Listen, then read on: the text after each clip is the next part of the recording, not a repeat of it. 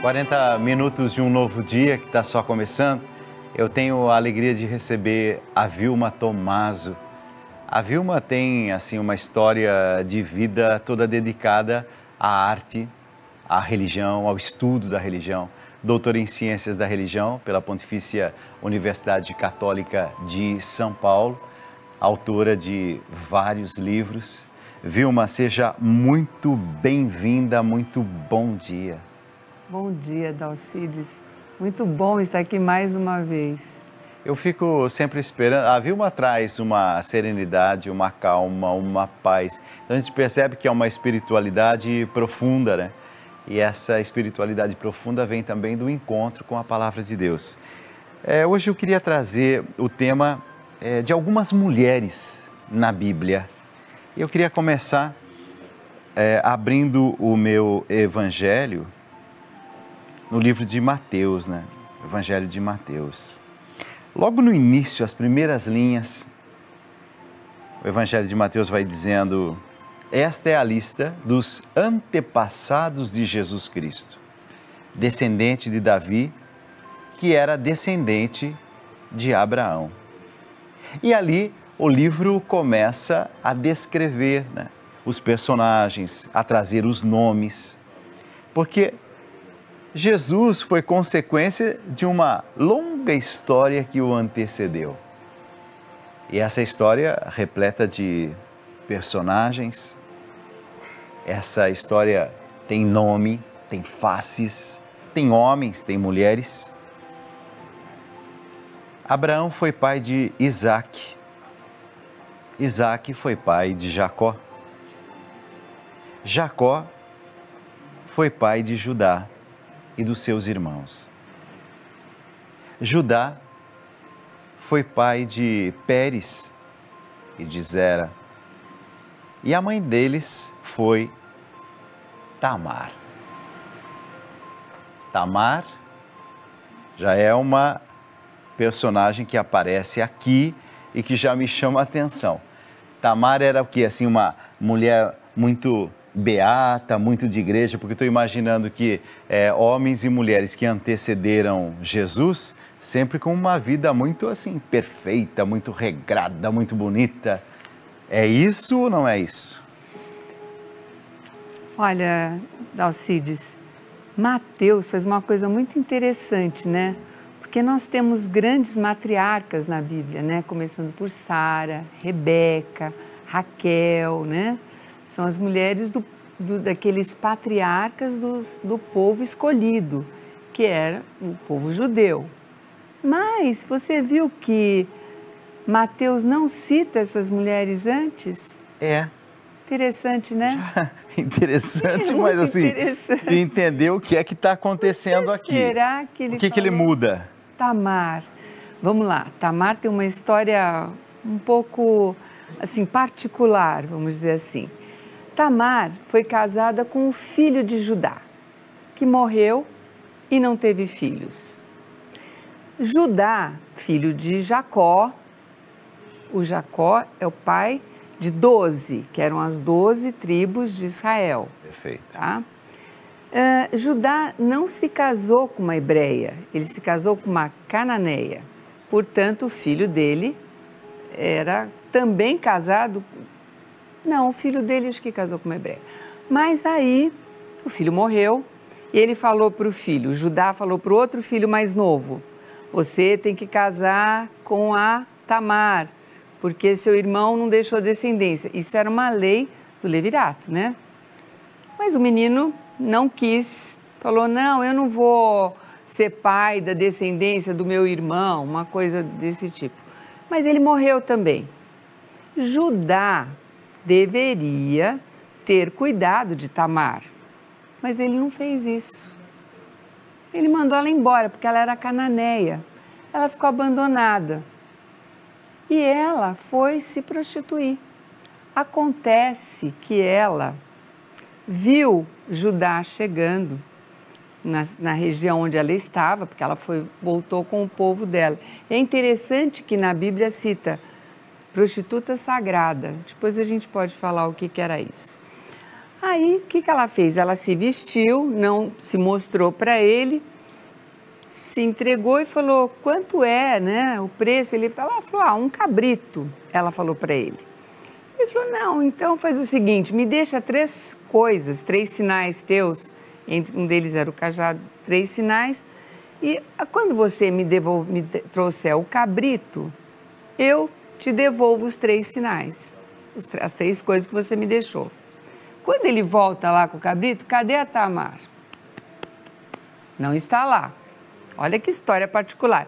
Isso está, para quem quiser ver, no capítulo 38 do Gênesis. É toda essa história que eu estou contando. Aí a Tamar desapareceu. Vieram falar, tem uma prostituta grávida, vamos queimá-la. E o Judá falou, vamos queimá-la. Só que depois ela foi lá com o cajado, com as coisas dele. Ele era o pai. Ele era o pai, mas aí ele entendeu o valor dela, porque ela não queria que a descendência daquele possível pai do Messias, né? Porque ela sabia que era o povo escolhido, pudesse ser perdida. Então ela tem o valor dela. Ela falou, você foi melhor do que eu. O Judá fala, e ele se casa com ela. Olha que história bonita. Nossa, que história forte. Forte, né? Para um mundo de tanto preconceito como nós estamos vivendo, essa história vem mexer um pouco com a gente. O que é essa história de prostituição sagrada, é isso? Porque no povo ela era cananeia, a Tamar. E quando uma mulher se entregava a um estrangeiro, com a castidade, ela entregava a castidade dela para um estrangeiro, ela é chamada prostituta sagrada. Mas isso era proibido para os hebreus, né?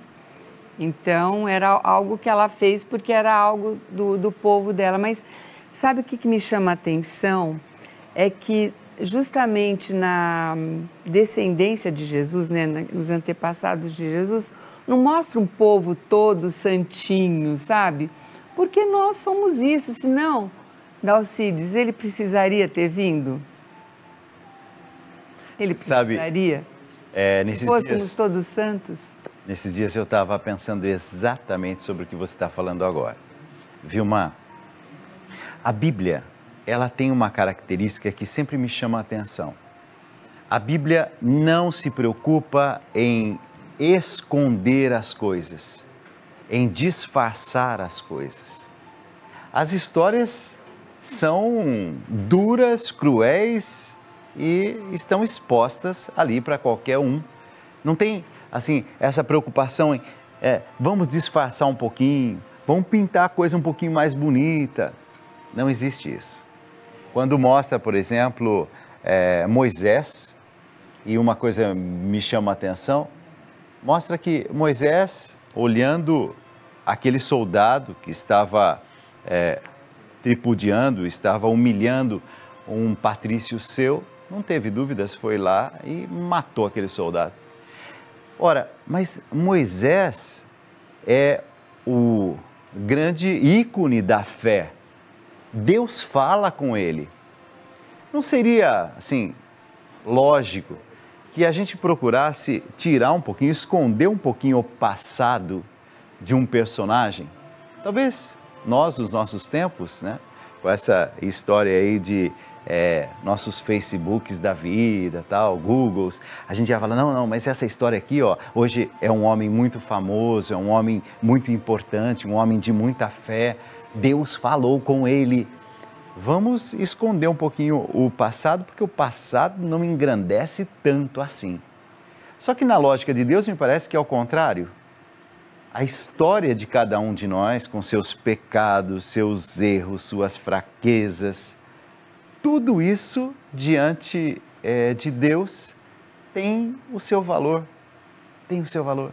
E Ele nos ama por inteiro, e não só a nossa parte boa. Isso eu tenho aprendido com a palavra de Deus. Então, quando você traz a genealogia de Jesus, uma das coisas que me chama a atenção é justamente isso. na genealogia de Jesus, não tem só aqueles grandes ícones da fé. Tem uma mulher prostituta e pagã, cananeia, que adorava certamente outros deuses. Tem uma outra personagem, se eu continuar lendo aqui em Mateus, logo no capítulo 1, é Raabe. É isso? Isso. Aí tem uma história na Bíblia que fala do muro de Jericó, que o povo precisava entrar, o povo, né? E como é que eles entraram? 2 espias entraram e foram ajudados por Raabe. Quem era Raabe? Era uma prostituta da cidade também. E ela ajudou a que eles fizessem a estratégia, né, para entrar e para tomar a cidade. O muro cai da cidade, né? E ela depois se casa com Salmão e tem um filho. Quer dizer, ela foi reconhecida já naquela época como uma benfeitora do povo de Israel. Quer dizer, alguém que ajudou e que também está aí na genealogia de Jesus. Uma outra mulher, Ruth. A história de Ruth é bonita. A Ruth se casa com um hebreu, ela também não era hebreia, né? E ela ficou viúva, só que o marido dela era filho único. E a sogra deixou-a livre, falou, olha, você pode voltar para o seu povo, mas a sogra era sozinha. Ela falou assim, não vou te abandonar. E fica com ela.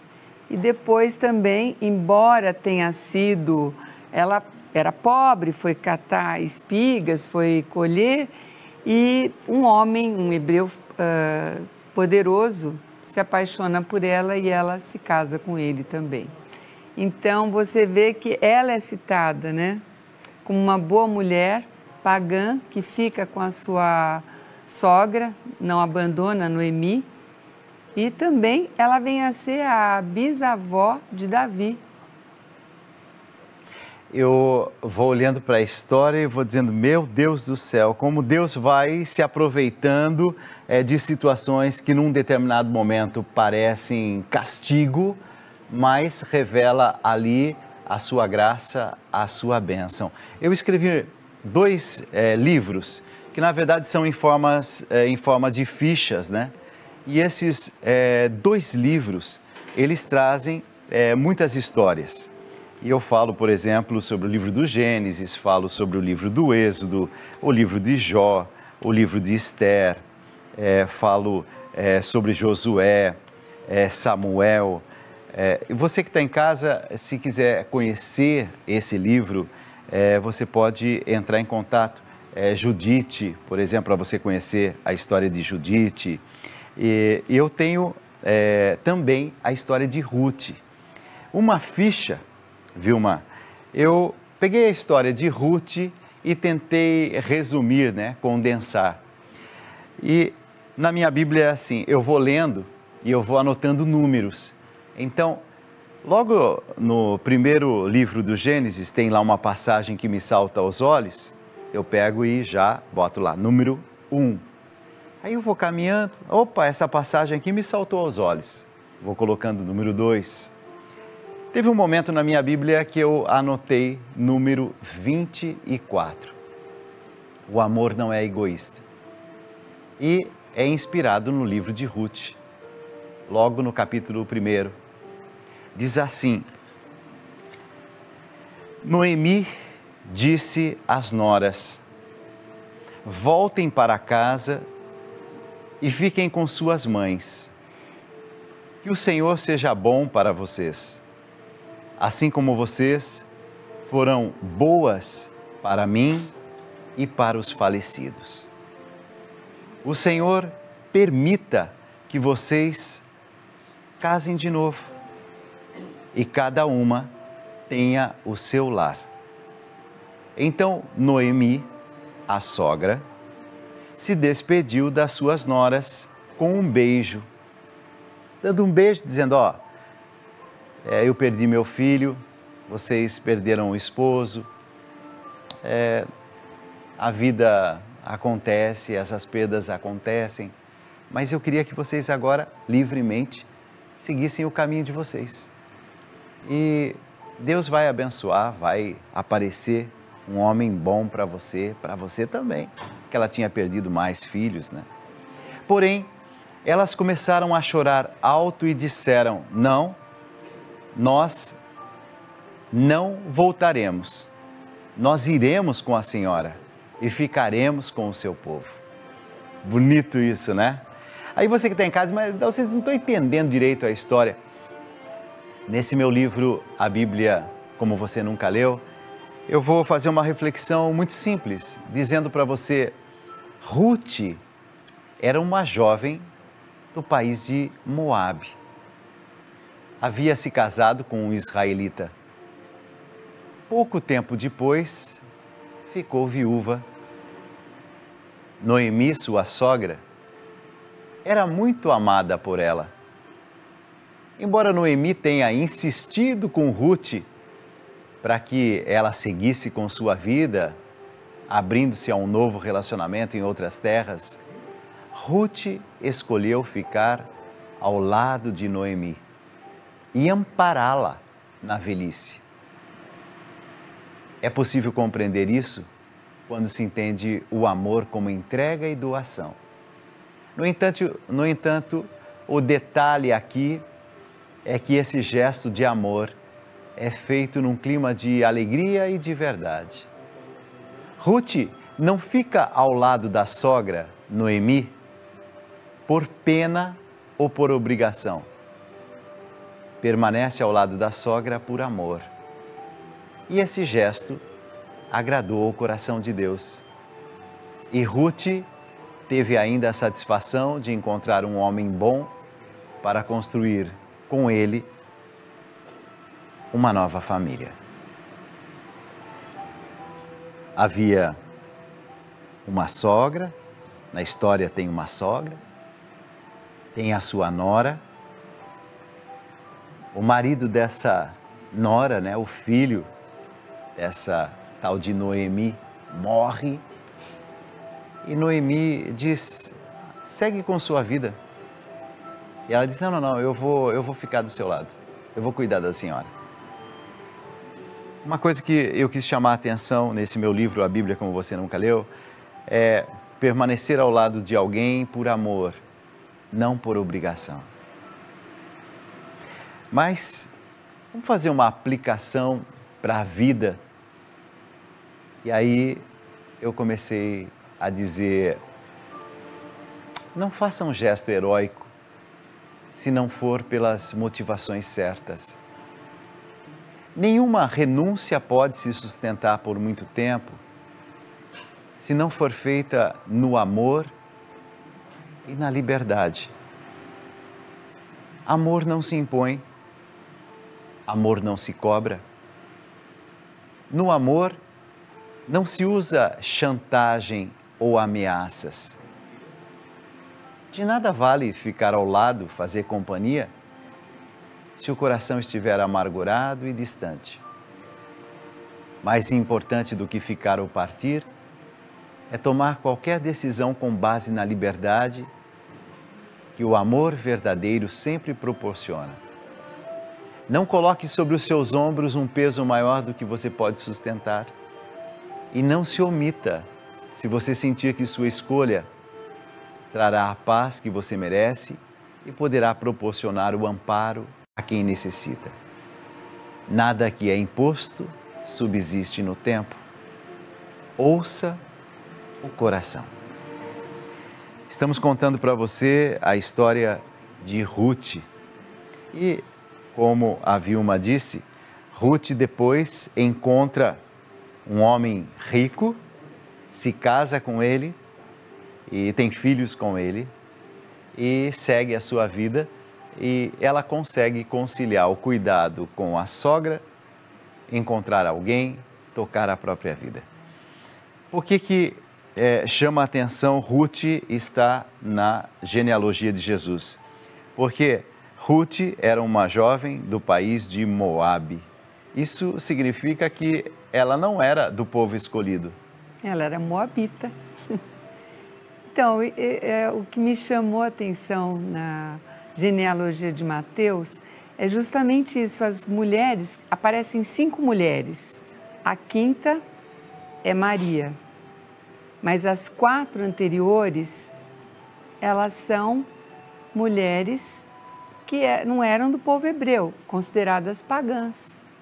Então, é algo para a gente pensar, né? Por que Mateus fez exatamente isso? A meu ver, e eu não sei qual é a sua opinião, é para mostrar justamente isso que você estava falando, Dalcides. A Bíblia não quer mostrar que nós somos todos bonzinhos, porque nós não somos. Nós temos a mancha do pecado que lavamos, que nos é lavado no batismo, mas que depois nós temos que, quer dizer, imagem sempre seremos, temos que ser semelhantes a Deus, né? Então, eu acho que é uma mensagem de grande esperança para nós, porque veja a vida dos santos, né? Não tem um que sempre foi bom. Vejam os mesmos apóstolos, né? Então, isso é que é bonito, isso que nos dá esperança. Ontem nós celebramos São Francisco de Sales e eu trouxe aqui um detalhe que depois muita gente escreveu nas redes sociais e essas pessoas dizendo assim, Dalcides, eu não sabia. Na verdade, eu também não sabia. São Francisco de Sales é conhecido pela doçura do coração, pela bondade, pelo amor.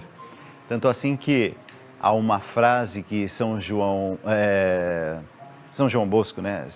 Dom Bosco, conhecido, fundador dos Salesianos, ele que nasceu em 1815, ele falou assim, olha, a congregação que eu vou criar vai se chamar Salesiana, porque eu quero que se inspire no coração desse grande homem de Deus, esse santo que viveu antes de mim, mas foi conhecido pela doçura, porque a gente conquista mais abelhas com uma gota de mel do que com um barril gigantesco de vinagre.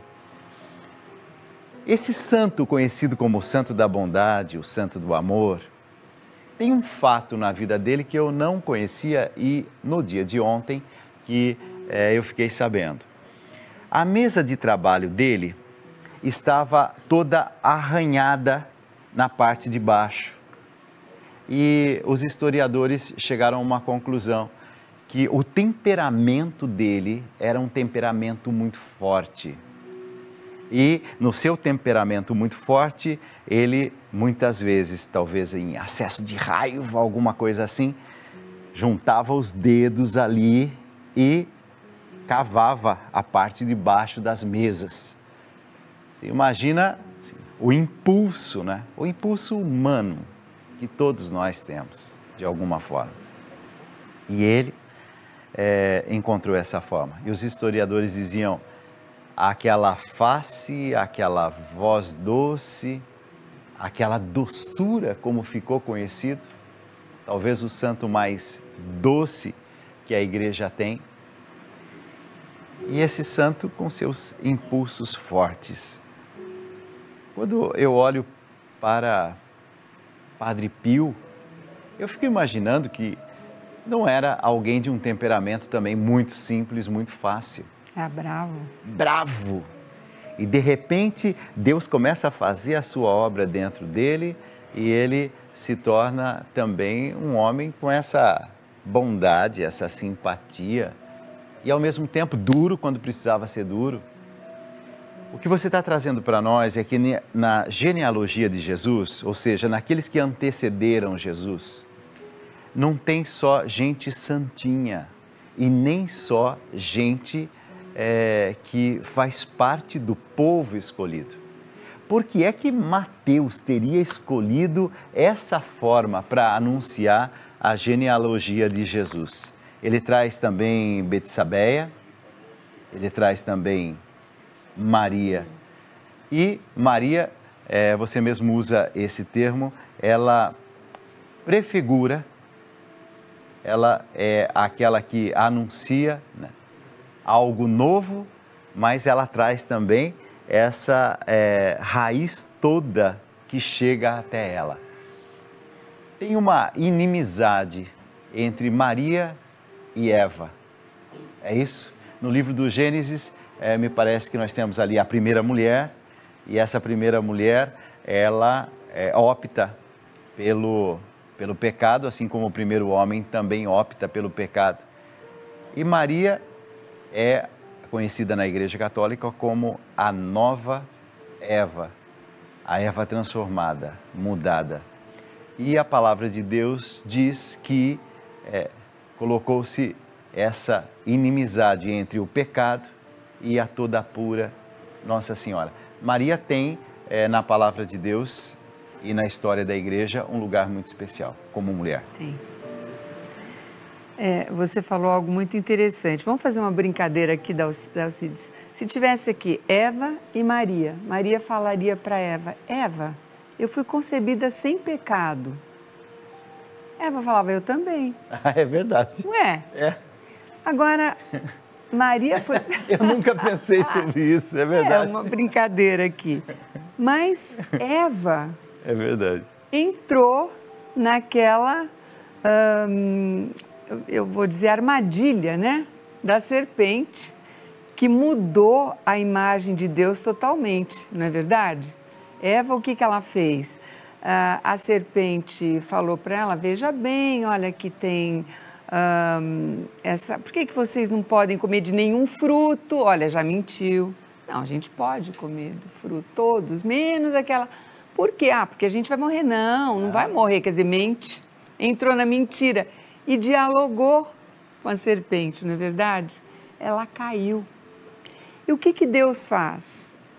Que é nosso Pai, que nos ama mais do que tudo. Ele falou: eu concebi o homem e a mulher, a minha imagem e semelhança, eles caíram. Então eu vou ter que preparar uma mulher, e preparou Maria, que não caiu nessa armadilha, que foi pura. Por que ela é virgem? Virgem antes, durante e depois, não é? E tem mais uma coisa interessante. Quando a gente lê a genealogia, fala: Abraão gerou, Isaac gerou, Jacó gerou, Maria gerou. Porque foi Deus que fez essa obra. Ela não veio, ela não foi concebida por um homem. Ela foi concebida pelo Espírito Santo. E isso já é prefigurado no Antigo Testamento. E a gente tem que... É por isso que a igreja, ela é muito sábia. Quando a gente vai às missas, a gente lê algo do Antigo Testamento e depois um salmo, né? E o Evangelho, que se é domingo tem também uma carta e o Evangelho. Mas por que isso? Porque a Bíblia, Dalcides, você sabe isso melhor do que eu, é Cristo do princípio ao fim, né? É o amor de Deus por nós do princípio ao fim. Então, ele nos ama tão loucamente que preparou uma mulher. Ela não foi concebida por um homem, foi por ele. Ela foi preparada para receber, para tecer quem? O Filho de Deus. Então, isso é muito lindo, né? Quando chega o anjo naquele quarto, lá está Maria, ele diz: você foi escolhida entre todas as mulheres, a bem-aventurada, a feliz. E eu, nesses dias, fiz uma reflexão aqui, e eu estou pensando até hoje sobre essa reflexão, porque realmente tem coisas que a gente não entende. Por exemplo, se o anjo, eu não vou duvidar da palavra do anjo, o anjo diz que ela é a mulher mais feliz do mundo, entre todas as mulheres, a mais feliz. De todas as gerações, a mais feliz. Acontece que o conceito de felicidade na minha cabeça mudou completamente. Porque uma vida feliz não significa uma vida sem dificuldades. Gente, eu estou falando de uma mulher que aparece grávida e o seu esposo não sabe de nada. E ela, naquela situação, espera Deus fazer alguma coisa, porque como é que ela vai explicar que foi obra do Espírito Santo? Tanto assim que na cabecinha de José fica aquela dúvida, a tal ponto que o texto bíblico diz, ele estava pensando em deixar Maria secretamente. Assim todo mundo ia dizer, olha ele, ó, aprontou, fugiu e não assumiu a sua responsabilidade. Mas era uma forma dele preservar a Nossa Senhora, Maria, dos comentários que viriam. Segundo detalhe que eu vejo, ela dá à luz numa manjedoura. Gente, qualquer um, hoje em dia, que se torne pai ou se torne mãe, vai querer encontrar um lugar super adequado para dar à luz. Na época de Jesus, não se tinham os hospitais, essa infraestrutura, mas assim, dar à luz exigia também uma certa infraestrutura, mesmo que fosse numa casa. E lá está ela, numa gruta. Por sonho, José é avisado que estão querendo perseguir o menino e vão matar o menino. Foge, José, foge. Ela, com José, menino, no braço, no colo, tem que fugir e recomeçar a vida numa outra região, o Egito. Olha a mulher feliz anunciada pelo anjo, tendo que enfrentar tantas situações difíceis, tantos perrengues ali, já logo nos primeiros momentos. Com o passar do tempo, a vida não foi ficando mais fácil, porque o seu filho começa a anunciar o reino de Deus e já começa a fazer muitas inimizades, a tal ponto da turma desprezar, esse aí, mas que região ele nasceu? Pode vir alguma coisa boa lá da região dele? Ih, nossa, de onde ele é? Da Galileia. Oh, meu Deus, mas pode vir alguma coisa boa de lá?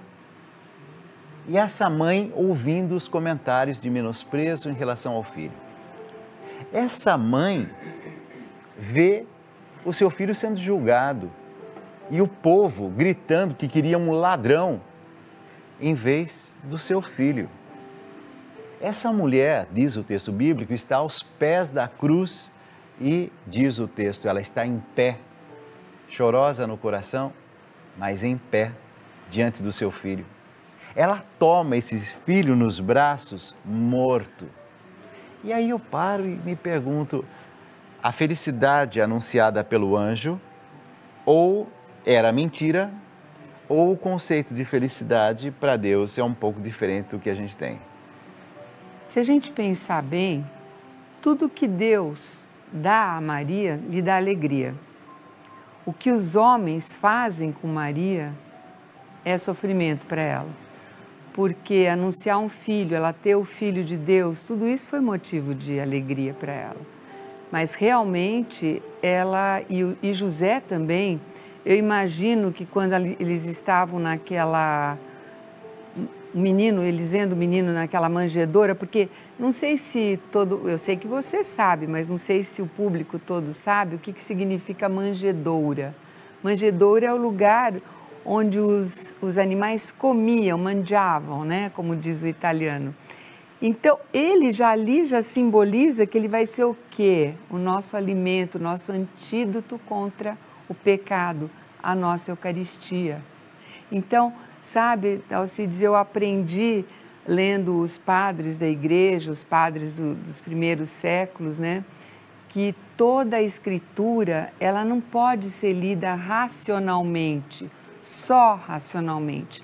Ela tem que ser lida simbolicamente. Sabe uma outra coisa interessante que eu não sabia, que eu soube não faz muito tempo, eu vou te contar, talvez você já saiba, que os judeus, você sabe que eles tinham...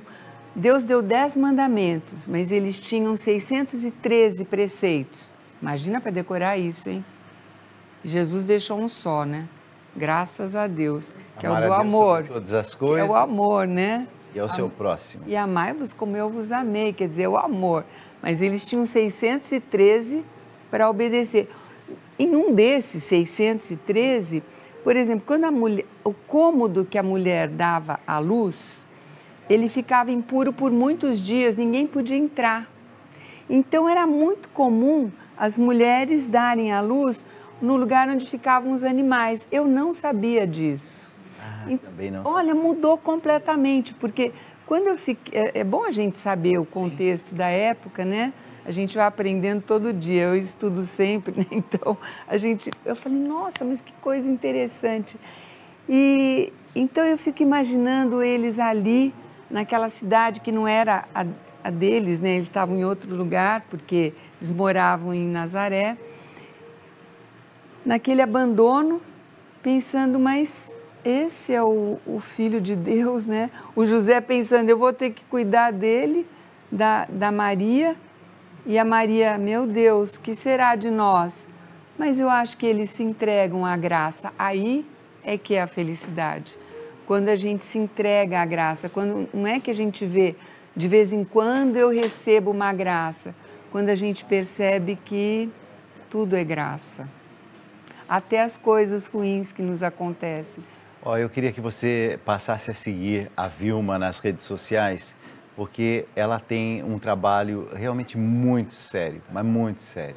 E ela não só assim, trabalha com a arte, mas a arte voltada para a evangelização.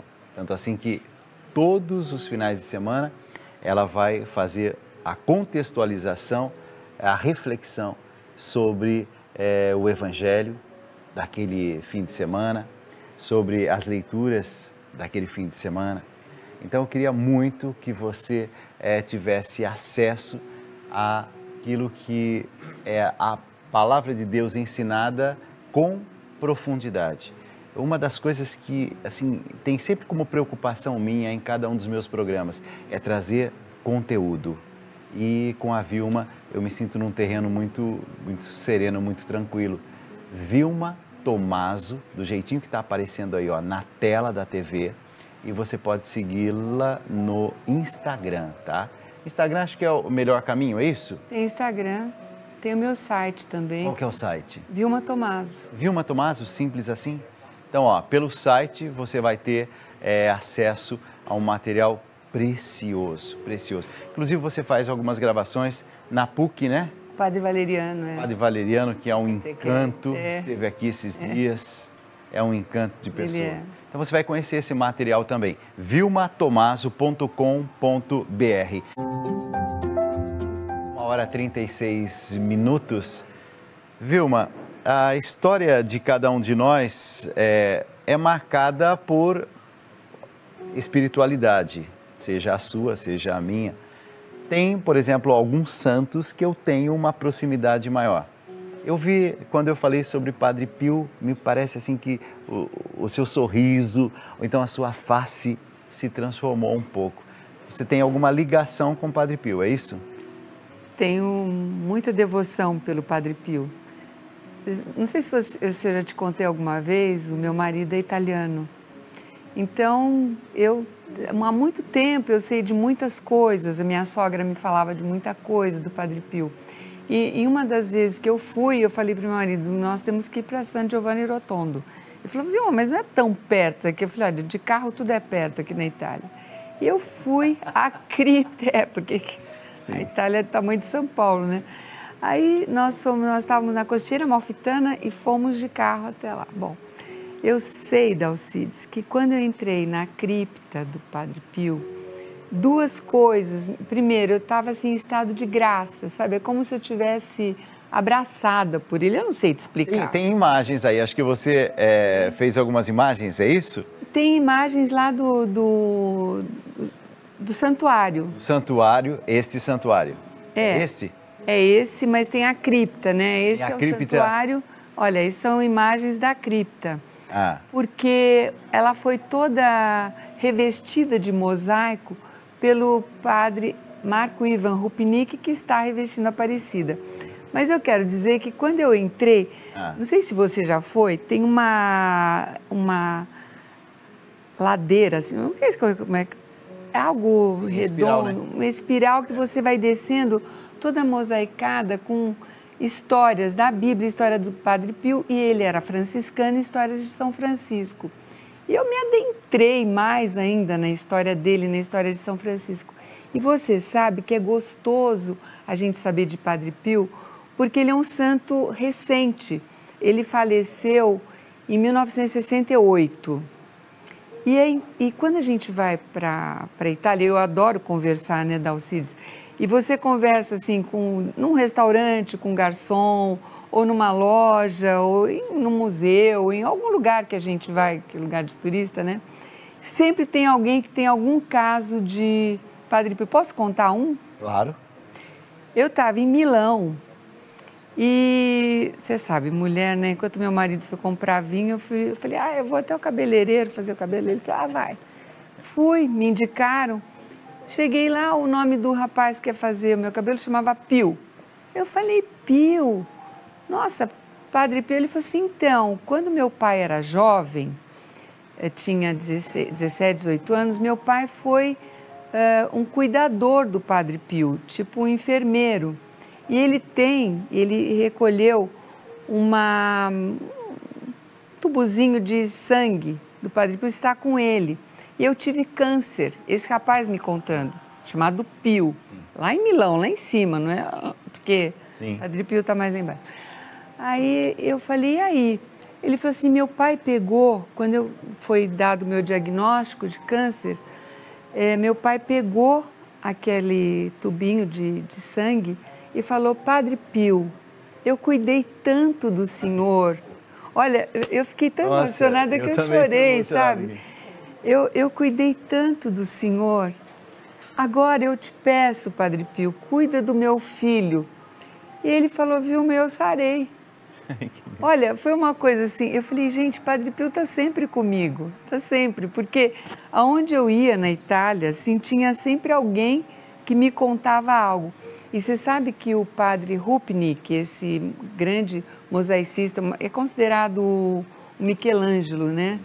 Ele fez uma palestra lá para os franciscanos lá de Padre Pio, né, que estão lá em San Giovanni Rotondo, e ele agradece muito o fato deles o terem convidado, porque ele ficou 1 ano estudando Padre Pio para poder fazer os mosaicos. E ele conta uma coisa muito interessante. Ele fala que Padre Pio foi tão grande ou até maior do que São Francisco. Nossa. Olha, é tão impressionante, acho que a gente precisa saber mais, porque não é só milagre, é tudo que esse homem fez. E é um santo do século XX, é o único sacerdote que tem os estigmas. É verdade. Não tem outro sacerdote que tem os estigmas. Um homem muito devoto, um homem que foi perseguido, olha aí, mais um sinal. E é aquilo que você falou no começo, me encanta muito, porque ele via os anjos de uma forma tão natural. E Nossa Senhora e Jesus, sabe que quando uma vez ele encontrou um sacerdote, ele era criança, ele achou que o padre também falava. Sim. E ele se espantou enquanto menininho, né? Mas o senhor não vê? Não. Nós temos curiosidades, tem um VT que traz uma curiosidade com o Padre Pio em relação a Nossa Senhora de Fátima. Coloque esse VT, vai lá.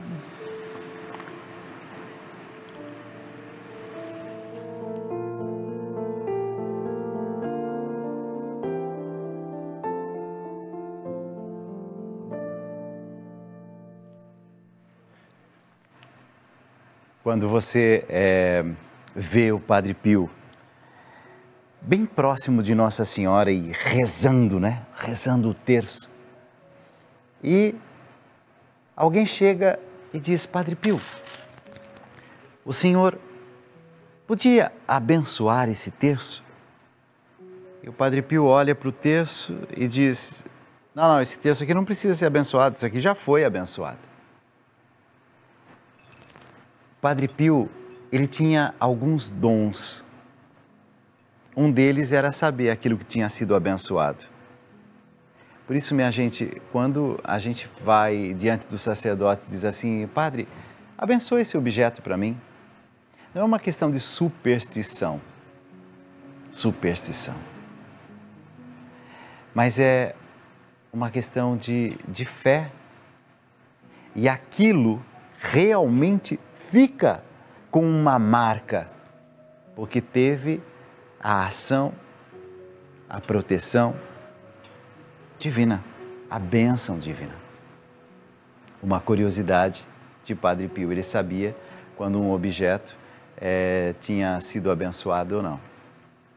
Outra coisa que me chama a atenção em Padre Pio, quando ele atendia as confissões, ele sabia mais do que a própria pessoa dos pecados daquele que estava se confessando. A tal ponto que em algum momento ele dizia, faltou mais alguma coisa? E ele completava aquilo que tinha faltado. Nós estamos diante de um dos maiores ícones de santidade que o nosso mundo teve. Por isso que essa grandeza de Padre Pio, envolvida numa simplicidade, numa humildade, num jeito terno de ser. Santo Padre Pio, rogai por nós. Santo Padre Pio, rogai por nós. Santo Padre Pio, rogai por todos nós. Em santidade, em santidade, em santidade, sobre a terra eu devo andar. Em santidade, em santidade, em santidade, tua graça posso alcançar e romper com as trevas.